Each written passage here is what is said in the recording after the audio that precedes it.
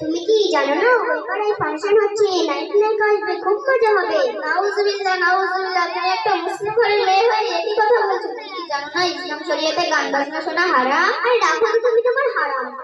আজকাল শরিয়াত মেনে চলে না, এখন মডার্ন যুগ, আনন্দ ফুর্তি করার সময়। আরে বোন মানসুরা, তুমি একটা মুসলিম ঘরের মেয়ে হয়ে একই কথা বলছো। তুমি মহান আল্লাহ ও রাসূল আলামিনকে বিশ্বাস করো না? অবশ্যই বিশ্বাস করি, তুমি কি একা বিশ্বাস করো না? আরে বোন মানসুরা, রাগ করো না, আমি তোমার রাগানোর জন্য বলছি না, শোনো একটা কথা বলি। আরে রাখো তুমি তোমার কথা তো ঠিক, ফাংশন শুরু হয়ে যাবে, আমি চললাম, বাই।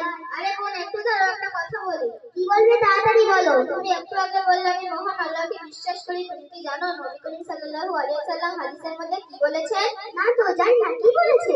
নবী করিম সাল্লাল্লাহু আলাইহি ওয়াসাল্লাম হাদিসের মধ্যে বলেছেন, যে ব্যক্তি গান বাজনা শুনে কাল কিয়ামতের দিন তার দুই কানে ছিঁড়ে দেওয়া হবে, কি ভয়ানক শাস্তি।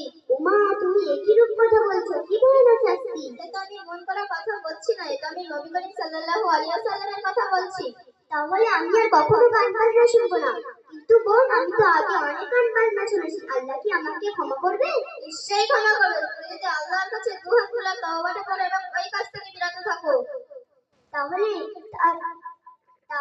আরে বোন, তুমি এত সুন্দর সুন্দর কথা কোথা থেকে শিখলে? আমি এত সুন্দর সুন্দর কথা আমাদের হাফেজ মোহাম্মদ মঞ্জুরুল্লাহি গাজী মক্তব থেকে শিখেছি।